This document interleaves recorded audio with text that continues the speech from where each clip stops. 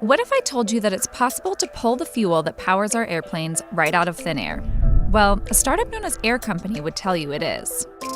What we're doing is actually taking carbon dioxide, combining it with hydrogen and turning it into our fuel, which then becomes the feedstock for many other things as well. In 2019, Air Company made its first splash when it launched CO2-derived vodka in a process that it claims is not just carbon neutral, but carbon negative. Now the company says it can use the same process of capturing harmful CO2 from our atmosphere and turn it into sustainable fuel that can power jets.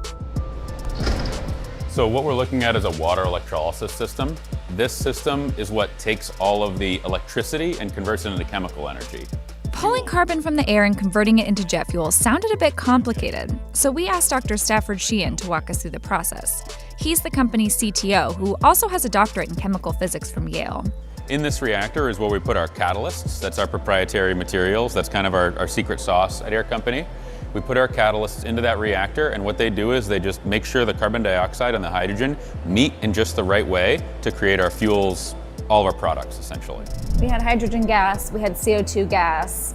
You've combined them, you've made these liquid compounds, and then here you're sort of separating them out based on purity and heaviness. Did I get that mostly right? Yeah, you got that, absolutely. You actually got that very much right.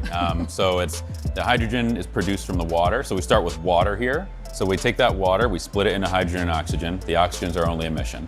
The hydrogen mixes with the carbon dioxide, and then that's turned into the product of our catalytic reaction. So this is our distillation skid. It looks a little bit, I guess, techy than like a typical whiskey distillery. By the time a plane burns this jet fuel, Air Company claims the entire process will be carbon neutral. That means the amount of CO2 it uses to produce the fuel will be roughly the same amount of CO2 that's put back into the atmosphere during the flight. So, unlike traditional jet fuel, this process isn't adding more harmful carbon pollution into our atmosphere. You started with vodka, these consumer sort of facing products. Aviation fuel seems like a really big leap. How did Air Company go from one thing to the other? Was aviation fuel always the goal?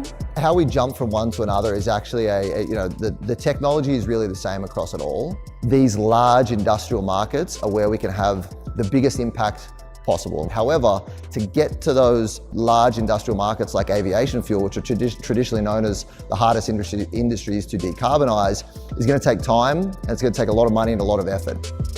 The vision has always been there, but it's just taking more of a systematic and longevity approach rather than just trying to sprint before walking. The International Air Transportation Association, which represents nearly 300 airlines around the world, has committed to having net zero carbon emissions by 2050. Currently, the airline industry is responsible for nearly 3% of the world's CO2 emissions.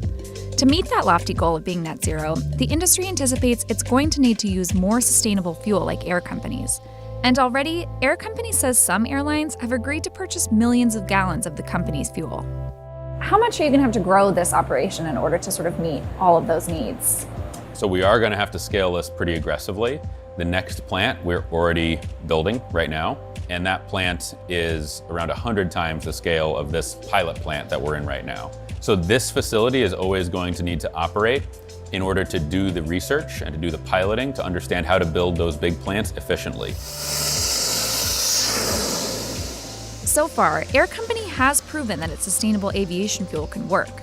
In August, the U.S. Air Force ran a small-scale test flight that the company claims is the world's first carbon-neutral flight by a jet engine using its CO2-derived fuel. In 2020, the U.S. Air Force partnered with a similar company, 12, which is also working toward producing jet fuel derived from CO2.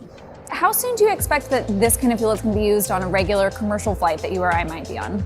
We're working with one of our partners to actually test it on a commercial plane next year. By the time our next facility is up and running in 2024, we anticipate flying the first ever actual commercial flight on fuel. How we think about what the company does is trying to solve humanity's toughest problems. And if we can do that through technology, then that's the goal. And for us, climate change is the greatest challenge that we're facing as humanity to date. So if we can work on technologies that take what was once really thought of as a problem and turn it into a solution, then that's a massive win. And that's what we get up every day to work on. And that's how we think about our business.